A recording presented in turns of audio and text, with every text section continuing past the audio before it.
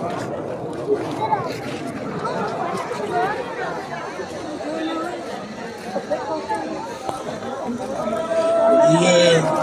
مومنین سے گزارش ہے باہر تشریف لے جائے تاکہ برآمدگی کرائی جا سکے.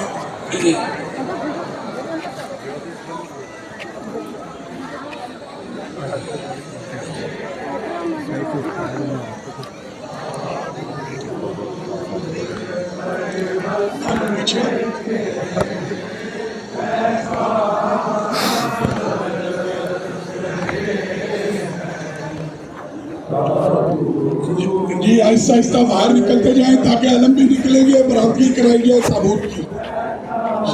مہربانی کریں شاباش. عورتیں پیچھے ہو جائیں علم کو نکال دیں. عورتیں پیچھے